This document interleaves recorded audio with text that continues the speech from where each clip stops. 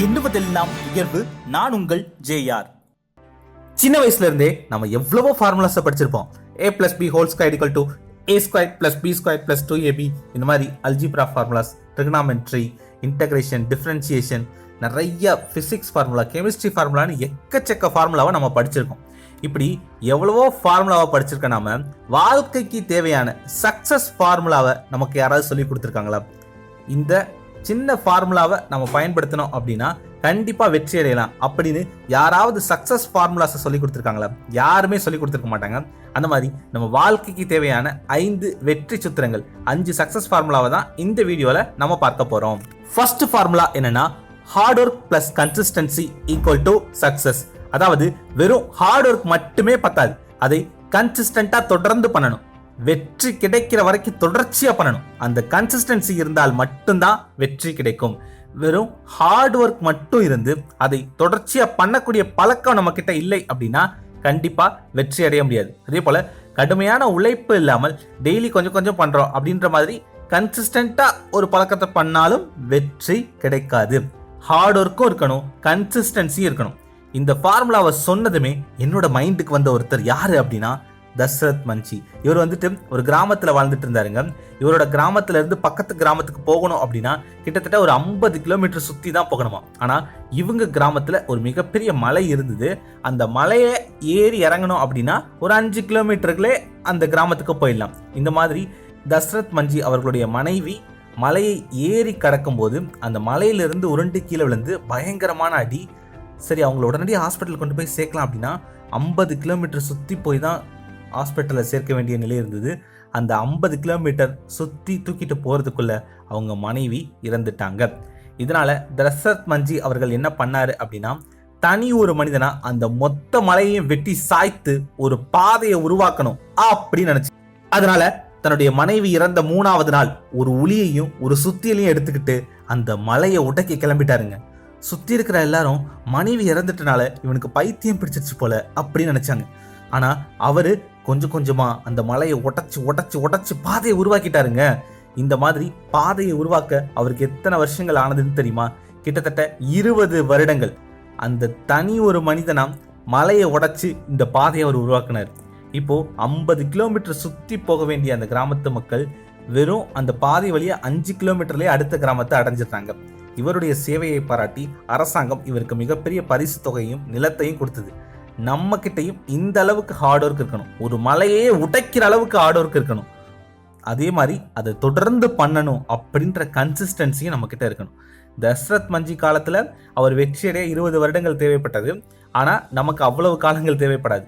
இன்னைக்கு காலகட்டத்தில் இந்த ஹார்ட் ஒர்க்கும் தொடர்ந்து பண்ணக்கூடிய கன்சிஸ்டன்சியும் நம்ம கிட்ட இருந்தது அப்படின்னா 12 மாதத்திலே நம்மளோட இலக்கை அடைய முடியும். அதனால ஃபர்ஸ்ட் சக்சஸ் ஃபார்முலா இதுதான். பயங்கரமான heart work plus consistency equal to success. அடுத்ததா 2வது ஃபார்முலா என்னன்னு சொல்றதுக்கு முன்னாடி ஒரு விஷயம் சொல்றேன்.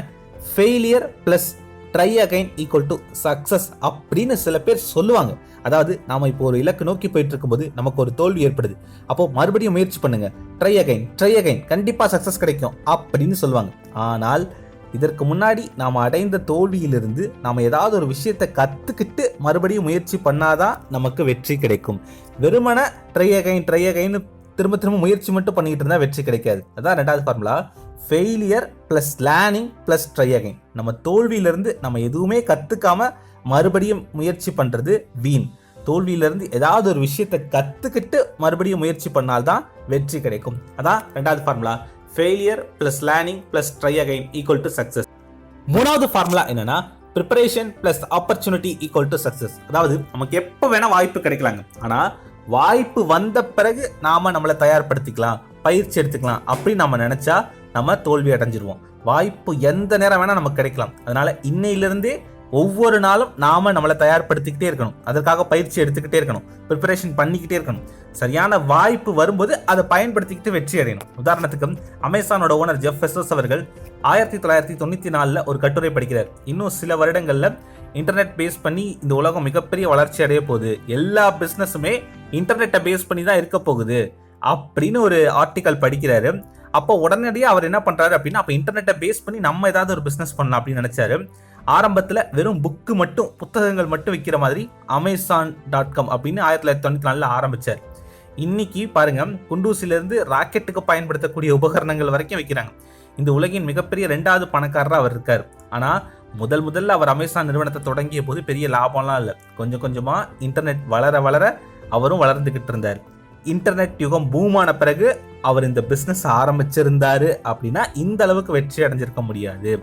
அதற்கு முன்னாடியே நான் ஹார்ட் ஒர்க் பண்ணி ப்ரிப்பரேஷன் பண்ணி தயாராக இருந்தனால தான் இன்டர்நெட் பூம் சேரும்போது மிகப்பெரிய வெற்றி எனக்கு கிடைச்சிது அப்படின்னு அவர் சொல்றாரு. அப்போது முதல்லையே நம்மளை தயார்படுத்திக்கிட்டு வெற்றிக்காக நம்மளை ஆயத்தப்படுத்திக்கிட்டே இருந்தோம் அப்படின்னா சரியான வாய்ப்பு அந்த டைமில் கிடைக்கும் போது நமக்கு மிகப்பெரிய வெற்றி கிடைக்கும். அதனால் வாய்ப்பு நமக்கு எப்போ வேணால் அமையலாம். ஆனால் நம்மளை நம்ம தயாராக வச்சுக்கிட்டே இருக்கணும், தொடர்ந்து பயிற்சி செஞ்சுக்கிட்டே இருக்கணும். Preparation plus opportunity equal to success. 4வது point, knowledge plus experience equal to success. அதாவது வெறும் அறிவு மட்டுமே பத்தாது, அந்த அறிவோட அனுபவமும் சேரும் போது தான் நம்மளால மிகப்பெரிய வெற்றிகளை அடைய முடியும். சில நேரங்களில் நாம நம்முடைய அனுபவங்கள்லேருந்து பாடம் கற்றுக்கணும். ஆனால் பல நேரங்களில் நமக்கு முன்னாடி இதே வேலையை யாராவது செஞ்சுருக்காங்களா அப்படின்னு பார்த்து அவங்ககிட்ட இருந்து அவங்களோட அனுபவங்கள்லேருந்து பாடம் கற்றுக்கணும். நான் இதை புதுசாக ஒன்று பண்ண போகிறேன், இது வரைக்கும் இந்த உலகத்தில் யாருமே இதை பண்ணியிருக்க மாட்டாங்க அப்படி நீங்கள் நினைக்கலாம். ஆனால் நீங்கள் தேடி பார்த்தீங்க அப்படின்னா கண்டிப்பாக அதே விஷயத்த வேறு யாராவது ஒருத்தர் பண்ணியிருப்பாங்க. அவங்கக்கிட்ட பேசுங்க, அவங்கக்கிட்ட இருந்து நம்ம எதை எடுத்துக்கலாம் அப்படின்னு யோசிங்க. அவங்க செஞ்ச தவறுகள் என்ன, எதை தவிர்க்கலாம் அப்படின்னு யோசிங்க.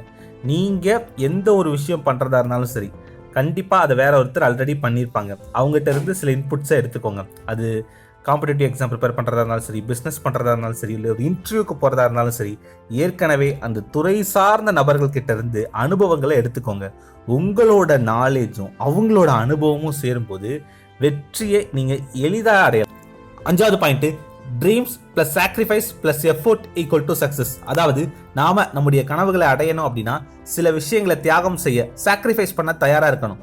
உதாரணத்துக்கு இப்போ நீங்கள் 6 பேக் வைக்க போறீங்க அப்படின்னா அப்போ உங்களுக்கு பிடிச்ச உணவுகளை சாப்பிடக்கூடாது, அந்த உணவுகளை தியாகம் செய்ய தயாராக இருக்கணும். சில நேரங்களில் உங்களுடைய இலக்குகளை அடைய உங்களோட தூக்கத்தை தியாகம் செய்ய தயாராக இருக்கணும். அதே மாதிரி இன்னும் மிகப்பெரிய இலக்குகளை நீங்கள் அடைய வேண்டி இருக்கும்போது நம்மளோட குடும்பத்தை விட்டு விலகி இருக்க வேண்டி வரும். ஒரு 2 வருஷம் ஃபாரினில் போய் கஷ்டப்பட்டு உழைச்சா போதும், அதன் பிறகு இங்கே சந்தோஷமாக இருக்கலாம் அப்படின்னு இருக்கும். அதுக்காக 2 வருஷம் வெளிநாடு போய் சாப்பாடுலாம் இல்லாமல் கஷ்டப்படணுமே, குடும்பத்தை பிரிஞ்சிருக்கணுமே அப்படின்னு நம்ம இங்கே குண்டு சட்டிக்குள்ளேயே குதிரை ஓட்டிக்கிட்டு இருந்தோம் அப்படின்னா முன்னேறவே முடியாது, கஷ்டப்பட்டுக்கிட்டே இருக்க வேண்டியதான்.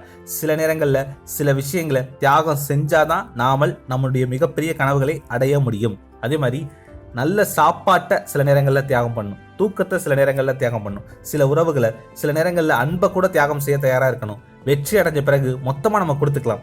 அதே மாதிரி வெறும் தியாகங்கள் மட்டுமே பத்தாது, சாக்ரிஃபைஸ் மட்டும் பத்தாது, அதோட சேர்ந்து 10% எஃபர்ட் ஜாஸ்தியாகவும் இருக்கணும். அதாவது வெறும் உழைப்பு மட்டும் பத்தாது, இன்னைக்கு உழைக்கிறத விட 10 மடங்கு அதிகமாக உழைக்கணும். அப்படி பயங்கரமான எஃபர்ட்டை போட நீங்கள் முடிவு பண்ணிட்டீங்க அப்படின்னா அந்த எஃபர்ட்ஸ் 10x எஃபர்ட்ஸோட உங்களோட தியாகங்களும் சேரும்போது மிகப்பெரிய கனவுகளை உங்களால் அடைய முடியும். இப்போ ஒரு சின்ன ரீகேப்புங்க. First point, hard work plus consistency equal to success. கடின உழைப்போட தொடர் முயற்சியும் சேரும் போதுதான் மிகப்பெரிய வெற்றி கிடைக்கும். கடின உழைப்பு மட்டுமே பத்தாது, அதை தொடர்ந்து பண்ணக்கூடிய திறனும் இருக்கணும். 2வது point, failure plus learning plus try again equal to success. நம்ம தோல்விகள்ல இருந்து பாடம் கற்றுக்கிட்டு மறுபடியும் முயற்சி செய்யணும். 3வது point, preparation plus opportunity equal to success. வாய்ப்பு நமக்கு எப்போ வேணா கிடைக்கலாம், ஆனால் வாய்ப்பு வந்த பிறகு நம்மளை நாம தயார்படுத்திக்கலாம் அப்படின்னு அசால்ட்டாக இருக்கக்கூடாது. நாம எப்போதுமே பயிற்சி செஞ்சு நம்மளை தயாராக வச்சிருக்கணும். அப்போ வாய்ப்பு கிடைக்கும் போது அதை ஈஸியாக பயன்படுத்தணும். 4வது point, knowledge plus experience equal to success. வெறும் நாலேஜ் மட்டும் பத்தாது, அதோட அனுபவமும் சேரும் போது தான் மிகப்பெரிய வெற்றி கிடைக்கும். 5வது point, dreams plus sacrifice plus effort equal to success. மிகப்பெரிய வெற்றிகளுடைய சில தியாகங்களை நீங்கள் செய்ய தயாராக இருக்கணும். அதோட 10x எஃபோர்ட்ஸ், இன்னைக்கு உழைக்கிறத விட 10 மடங்கு உழைப்பை போடவும் தயாராக இருந்தீங்க அப்படின்னா வெற்றி உங்கள் கூடிய சீக்கிரத்தில் நீங்கள் அடைய முடியும். அவ்வளவுதாங்க, இதுதான் அந்த 5 சக்சஸ் ஃபார்முலா. இது ஒரு பேப்பரில் எழுதி வச்சுக்கோங்க. இதில் 5ஐயும் நீங்கள் பயன்படுத்தலாம். இதில் எதை நம்ம பயன்படுத்தணும் அப்படின்னு நீங்களே உங்களை கேட்டுக்கிட்டு சரியான ஃபார்முலாவை சரியான இடங்களில் தொடர்ந்து பயன்படுத்துங்க. இப்போ நான் சொன்னது வெறும் 5 ஃபார்முலா மட்டும்தான், ஆனால் கிட்டத்தட்ட 20 ஃபார்முலாக்கு மேலேயே இருக்குது. அது எல்லாத்தையும் நேரம் கருதி என்னால் என்ன சொல்ல முடியலை. நான் 5-20 ஃபார்முலாவும் சொன்னேன்னா பெரிய லாங் வீடியோவாக இருக்கும், யாரும் பார்க்க மாட்டாங்க.